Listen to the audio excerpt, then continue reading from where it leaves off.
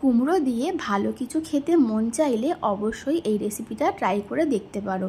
যে কোনো নিরামিষ দিনে কিন্তু গরম গরম ভাতের সাথে বা রুটির সাথে দারুণ লাগবে খেতে। তার জন্য দেখো আলু আর কুমড়ো আমি কেটে নিয়েছি, একটু চৌকো চৌকো করে কেটেছি। কুমড়োগুলো একটু সাইজে বড় রেখেছি। তেল গরম করে নিয়েছি, সর্ষে তেলেই রান্নাটা করব। তারপরে আলু আর কুমড়োগুলো তেলের ওপর দিয়ে দিচ্ছি। তো দেখো হালকা হাতে 2-3 মিনিট একটু ভাজা ভাজা করে নেব। এরপরে আমি এর মধ্যে কিছু গুঁড়ো মশলা অ্যাড করব। এখানে কিন্তু কোনো ফোড়ন ব্যবহার করিনি। তোমাদের যদি ফোড়ন দিতে ইচ্ছা করে সেক্ষেত্রে একটা শুকনো লঙ্কা ফোড়নে দিতে পারো। তো কিছু গুঁড়ো মশলা দিয়ে দিচ্ছি, যেমন দিচ্ছি হলুদ গুঁড়ো, পরিমাণ মতো নুন, আর দিয়ে দিচ্ছি লঙ্কার গুঁড়ো। দিয়ে আবারও ভালো করে নাড়াচাড়া করে মশলার সঙ্গে সমস্ত কিছু একটু ভাজা ভাজা করে নেব। এখানে কিন্তু আর কোনো মশলা লাগবে না, কোনো রকম আদা টমেটো কিছুই লাগবে না। তো দেখো ভালো করে ভাজা ভাজা করে নিই। ততক্ষণে চলো একটা পেস্ট বানাই। নিয়েছি দেখো এখানে পোস্ত, আর ঝালের জন্য দিয়েছি বেশ কতগুলো কাঁচা লঙ্কা।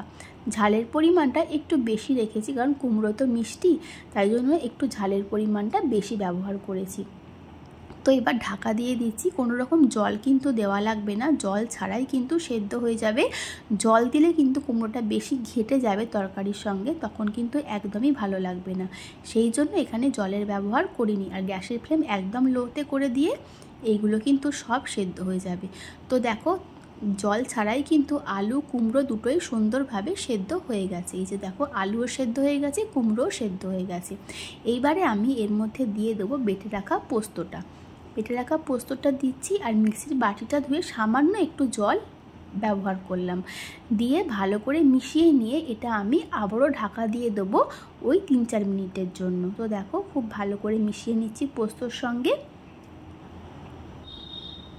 তো খুব ভালো করে মিশিয়ে নিয়েছি। এইবারে আমি এটা ঢাকা দিয়ে ওয়েট করব 3-4 মিনিট, তারপর কিন্তু আমার রান্নাটা একেবারে কমপ্লিট হয়ে যাবে। তো দেখো এবার এটা আমি ঢাকা দিয়ে দেবো।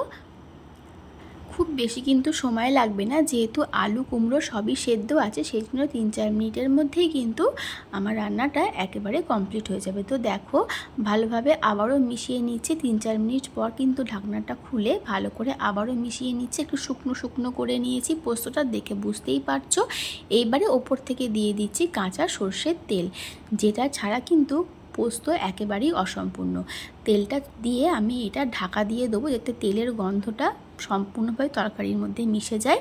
তো আমার কুমড়ো আলু পোস্ত কিন্তু একদম রেডি। যারা কুমড়ো খেতে পছন্দ করো না, আর যারা কুমড়ো দিয়ে ভালো কিছু বানাতে চাও, তাহলে অবশ্যই একবার হলো ট্রাই করে দেখো। আশা করি তোমাদেরও ভালো লাগবে।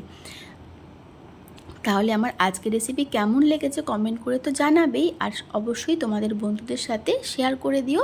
সবাই খুব ভালো থেকো, সুস্থ থেকো। আর যারা এখনও আমার চ্যানেলটা সাবস্ক্রাইব করনি তারাও সাবস্ক্রাইব করে দিও। তাহলে আজকের মতন টাটা, সবাই খুব ভালো থেকো, সুস্থ থেকো।